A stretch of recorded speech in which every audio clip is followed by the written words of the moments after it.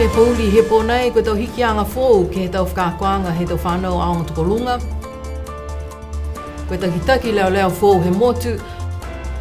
Mo i tau manatu he palemia hanga au ke he tau koloa ko tau uka ki tau mga honei. Ka alofalahi atu ko au ko Esther Pāwihi, hani he tau tula tau walatala tutupu ke lata ia mo i puli he ponei. Whakamua koe mahina kua mole ne whakailoa he whakatuwhana New Zealandi e tau hiki anga fōu, ke tau whakakoanga mo i tau whakamailonga ke lata mo i tau whanau he tau aonga tukolunga. Kua lau ia ai whoki e aonga tukolunga he motu. Tā hei pulotu kua hoko mai ke langumatai e whahe whakakoa NIUE, ke pata e tau manatu, mo i tā langa e hokotaki a NIUE ke tā atu ke whakatuwhana New Zealandi hanga ia ke tau hiki anga nei. Mai longa lahi he ulu whakatonu he aonga tukolunga ko Charles Ioane e tau manako he whakatuwhana New Zealandi ke tau hiki anga nei, whakatutala e mo ia he māmhea ho nei. Kia mo tolu he aonga, tunga nei ia, aila lea velongona, koe whai hiki, kai o mai he halaka ha, tunga ia i loi tolu, long e tau hiki hiki anga, linga we hiki ni whakatuwhana New Zealand, mo hiki ni e tau pohala lo tolu ke nata mo i whai whakakotama lo tolu. Tunga whakini ni i loi tolu, ko te tolu i NIUE, na ka mahani te tolu ki mumui ke tau whakakoanga i motu nā ko New Zealand. E lata maha te tolo da whānau. Si koe tau hiki hiki anga i, ma whisi e tamai, tunga ia he mga honei, koe mga honei ni whai ona ia ko hingoi tau hiki, mo i whakatutala, mo tau aonga, mo tau mamatua, mo tau whānau, hangau ke tau hiki ia, mo i aila whakamori e he whakatuwhana New Zealand. Amanaki ke whakamori tau osi e tau ni, ka mga honei, ia tō ko hoko mai tangata ke hau ke langmatai e tō tolu ke tausi ha tō tolu tō kumkumianga, mai ha tō tolu tō manatu. Mai ni he aonga, mai he tō mamatua, mai he tō whānau, mai he whakatwhana, ke lata ia mo tō hiki anga nei ni wamanaki tō tolu ki ai. Ko ia e pulotu ne langmatai e whahinga hua whakaako ko Danielle Cochrane, mo pehea ia, kua mahuinga ke whakakise tau manatu he tau mamatua, tau whanau, tau whaiaonga mo i tau tangata he motu, ke pata ai ke he tau hokotaki ke tuku atu ai, ke he whakatuwhana New Zealand tō hoko e aho hongfuluma 5 he mahina nea sepetema. Pehe e hukui he tau mamatua ko Angela Tuihipa, ha kua mawhisi lahi e tau hikianga nei, amanaki a ia, amanaki e tau mamatua, ke whai langumatai mai he whakatuwhana New Zealand, ke lata mo e aonga tukolunga he motu, ke he tau koloa kua lata ke whakahanga mitaki aki e tau whakakoanga he tau whānau. Tolong matai ke lata mo tau whaiaonga, lata mo tau whānau, mua atu ke he tau koloa ke whakaonga i lote tau pokaonga, ke lata mo tau hiki anga ni. O ngana mai ko hiki foki e nā kaini ko tau kamatamata ka hiki foki e pepa whakaako a New Zealand. Sika eke ke pihia, mana ke lahi whoki ke sia i tō hiki anga ia. Ke whakatatai e tō tolo tau a mamnaki anga, ke tō hiki anga lo tolo a manaka lo. Pehe e uru whai aonga Charles Ioane, mautali e aonga ke whakangahua i tau hiki anga fōu nei, mo e whakamawhana ia ke he tau mamatua mo i tau whānau. Tunga ia, koe tō hiki anga nei, mawhisi e tō whailoanga. Si kua mamanaki anga New Zealand ke kamata he taukahau, e tō hiki anga ni, kai tunga ni ia, aila mau i tohi pepa whakakoanga haloto, e tau isi, ia manaki lahi ke maua e tohi ia ki sia, ko ingoa mōni i tō hiki, tunga i ui o whakamua ka, manako ke i loa, e tō hiki anga ia, ke whakatautau atu he tō tolo tau a mamanaki anga ke tō hiki anga ia. Kua kamata e tau whakatutalanga a halau tolu mai he whahinga hua whakaako ke he whahi tapu nei, ke maua e tau manatu mai he tau tangata he motu, ke potaki e hokotaki a NIUE ke tātua i ke whakatuwhana New Zealand. Ko e tangata NIUE nofui New Zealand e takitaki leo fōu he motu, ko ia ko Inspector Richard Sami mai he tau maanga ko liku mo tamakotonga. Ne whakailoa ai he whakatuwhano ke he tau whanga pepa i Nepal, e whiwhilianga ha Richard Sami ko e takitaki leo fōu he motu. Hoko mai a ia he ineawhi ke kisia e tau whakaholoanga, kisia e kaina mo e whileweia mo e tau tangata ka ngahua mo ia. Tō kamata haana ko tau whanga he mahina o ke topa he tau nei. Tō whakatūtala mo ia he whaitapu nei, mo i whakapulo atu ai he pōtuloto. Pehe e palemia he motu nā kai whai ono-onoanga i whakatuwhono he tau ngāho nei, ke whakangahua e cost of living adjustment, mai longa i tau he tau koloa kua tau uka he tau ngāho nei. Pihia e haana tau manatu whakakise, he ngāho ne whakatūtala mo BCN News he whaitapu e kua male, hanga au ke he tau he tau koloa, po he tau puha koloa, kua malikisi hake. Mo e ngahua pehea ia, ke ngahua au loa e tau tangata mo e matakau price control, mo e tau maukoloa he motu, ke aua lauia lahi ke he tau koloa ko lahi tau uka he tau ngāho nei.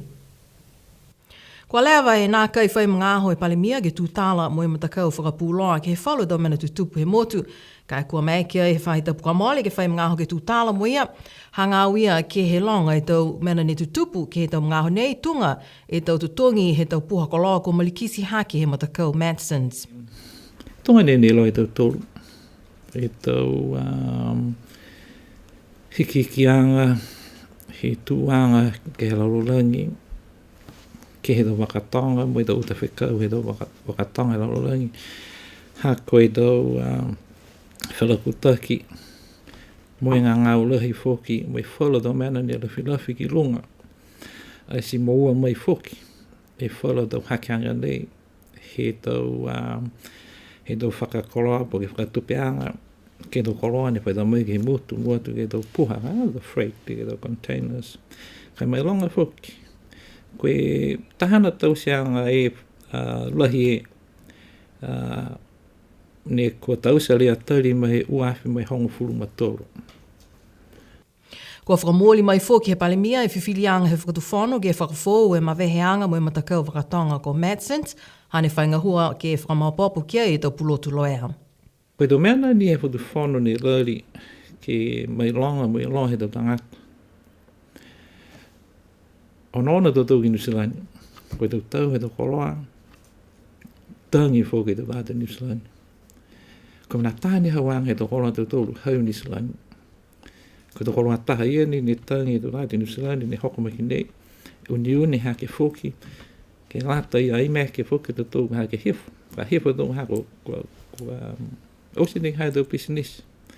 Ka koe mena tau tōru ki tau se mai mai longa ke ngā hua, ke maua e whema amaki, he tau tangata, mo i ki sianga ia tunga ne whakese atu ki Nusilani, kai pihia whakatau tōru i nei ke honoanga e whakamaloroa lo tōru, e ne kua whiwhiri ai, ke matakaki atu ke he tau whakafuanga he tau koloa. Kai ngā hua, mo i tau mō koloa. Uka lahi tuaini, e tāta niwe ke whano, ke waile po ke talange ke tāta niwe ke tukutuku hewe koloa hau. Ka walata ke whenga huaki, mo i whema amaki, koe puhala ia, ke nonu iei. Toko ua whlumaua e tau tangata no whamotu whou, ko maua e tau toruhia koe tau permanent residents. Pehe mai e takitaki e whahinga hua immigration ko Margaret Siosi Kefu, ko lau tolu toko ua whlumaua mai he tau motu ko Fisi, Filipaina, Samoa mo Tuvalu. Puto i ai fōki taha muke whanau whou, ha kua maua e hana tau mamatua, he tau permanent residency whakamua. Koe tuanga he permanent resident, kua tonuhia ke he tau monuia na osi, kua tonuhia kia e tau tangata NIUE. Whakatai pēnei, mai ke whoki a lautolu ke vili, mo e tūkoe tau hingoa ke vili kia e tau tangata. Whakamnuina atu ke lautolu tau tangata NIUE no whamotu whou. Taha e whakakuanga ke lata mo i tau tangata ngahua, he tau whahi ngahua awhi mamafa, ne hawhangia he pungi nei, hawhangia he lilifu hukui ki pole, lilifu ko Richie Mautama, e tau whakaholoanga nei ki he aonga pulotu USP. Ko tau whakaholoanga nei ki lalo hifo he manaki short-term scholarship, ne whakatupe ai he whakatuwhono a Nusilani. Na whamahani ke tātu whalu he tau tangata he motu ke whakaako ke tau motu kehe, ka kua whiwhilia he whakatuwhono NIUE mo e ofisa Nusilani ke whakahoko e tau whakakoanga nei ke he motu ke maua he tokalanga e tau whakakoanga. Kua whakamatala e komisina ha Nusilani lilifu ko Mark Gibb mo e pehea ia, mahuinga e tau whakakoanga nei, ha kua maeke ke tamai e tau pulotu whakaako mai Nusilani ke tau se tau whakakoanga ke he motu. Koe tau whakaholoanga mahuinga ke ngā hua mo e whakaako ke tau koloa ne hahai ai ke motu. Ko mena ne mitaki lahi e talahau e ia ke whakalaulahi e tau mena i loa ke lata mo e tau matakau katoa he motu. Kua whakaue atu whokia ia ke he whakatuwhano NIUE mo e matakau pule ngā hua, hako ngā hua o loa ke tausi tau whakaholoanga nei. Amanaki e whakatuwhano ke whamaupaopo e tau whakafōwanga he kaina he komisina ha NIUE i Wellingtoni he matahiku he tau nei. Ko e whakatupeanga he tau ngā hua ke whakafō e kaina mo i ofisa e whakatuwhano i Wellingtoni, fua ni he whakatuwhano NIUE. Ka pihe pale mea tu maua ia ke kumilanga matai ma he tau motu i whafo, ke lata mo i tau ngā hua pihia. Ko se ke tolo e tau, he nā kai whai hukuia NIUE ke motu ko New Zealandi. Pihe pale mea ka mau e kaina mo i ofisa to maua e komisina ha NIUE. Hane e hana whakamamanga. O se lai e whawho he carpet, the flooring, ko e wali. Hau mna vese o se e taha whahe whare ke toko ke la patoa. Tau liu ke pipua ke tau piliki. It's council order, ha? Mumi toa ni kaha ke tau si ke tau nea. Tō ke te koenga hua lahi ki whawha e mnei ke pā koe whawho se pā mo e whakalaulahi he kaupā ke tutu e tam toka. Lahi ngā hua ia ke maho nei. Tō osi mea tō whakatui. Tō maua mo ia ka tō whiwhiri da ha koe whare, koe ngasi whare anō ni ke maho nei. Kai longa e ngā hua i ne tai. Koe mahina kua maole ne whinatu e hukui ha Australia li lifu ko Olivia Poncam ke motu ko Australia. Mwe ahi atu ke he tau NIUE ne no nofo he tau matakawi ko Brisbane, Sydney, Canberra mo Melbourne. Koe tahania nei he tau whakaholoanga mahuinga ke ofisa he hukui Australia ki NIUE. Ke longona e tau manatu he tau NIUE ne no nofo i Australia. Mo e whakakese whoki e whalu e tau whakaholoanga he whakatuwhana Australia ke motu nei ko NIUE. Ne whakakese hana tau manatu ke whawhanga papa he whaitapu e kua mole. Mo e pihe, koe mahuinga ke tumau e whianga ianga mitaki me mawhala he tau motu ne ua. Koe mena ia kua whiawhia whokia ia, ke tau se ai taha aho paua ki ne whaingoa, koe aho kapisinga ha NIUE mo Australia. Koe amana ki whakahoko ai he aho walu e mahina Novema. Koe aho ke whakamanatu e whianga ianga mitaki he tau motu ne ua. Hane whakakatoa whoki e tau ngahua ke whakatutu e tau koloa whou, ke he tau Poko Studios he whahinga hoa whakapuloa. Taha e matakau mai he motu ko New Zealand ne whakahinga o mana ia go. Hoko mai alau tolo e hawhla ile kua mole ke whakatutu e tau koloa whou nei. Koe taha wala nei he tau whakaholoanga ke whakawhou e whale whakapuloa he motu ne whakatupe e whakatufana Australia ke ua miliona tala. Koe tau whakaholoanga nei ngā hua whakalata he matakau mana ia BCN mo e takitaki ai he matakau whakapuloa he motu Australia ko ABC. Kua mai alau tolu mai he motu ko New Zealand ke ta mai tau koloa whou ke lata mo tau Poko. Hahai ai whoki e whalo tau koloa whou tunga tau pokiata mo tau computer ke lata mo whahe whakapuloa tala. Kua whakaako whoki e matakau ngā hua ke he tau whakaongaanga he tau koloa whou nei. Whae Poko Studio he whahe whakapuloa ka whakatutu ki ai tau koloa whou, puto i ai whoki e Poko he leo taongo NIUE. Longa i tau ngā hua he whahitapu nei, kai tuma o i tau whakaholoanga he leo taongo NIUE mo TV NIUE ke whakangahua ki ai. Kua mana ki ai tau whakaholoanga nei ni whakatupe he whakatufana Australia ke whakamunuina mo hea whangi ke hea oflu maua he mahina nei ha sepetema. Ke whakaosia ki e tau whakaholoanga Pacific Youth Camp he matakau toa motu Rugby League ke lata mo i tau whanau whiwhine, ne whakahoko ai taha whiola rapi he aho whaiu mo e kua mole ke whanua i paliasi.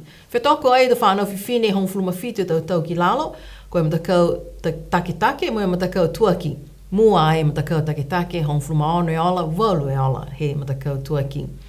Manako ai e matakau toa motu Rugby League ke whakaue atu ki tau whanau whiwhine hakoa makau lahi ala tulu ke whiua Rugby League. Pehe e matakau, koe kamatanga mitakia nei ke lata mo i whiua Rugby League mo i tau whiwhine he motu nei. Si pihia e tau walatala tutupu ha tau tolu ke lata e mo i pūli he pōnei, liu matutaki mai he pōtuloto ke lata e mo tau walatala tutupu whakaperitania, ka mawehe atu ngāho nei, onui ne pōno nofo.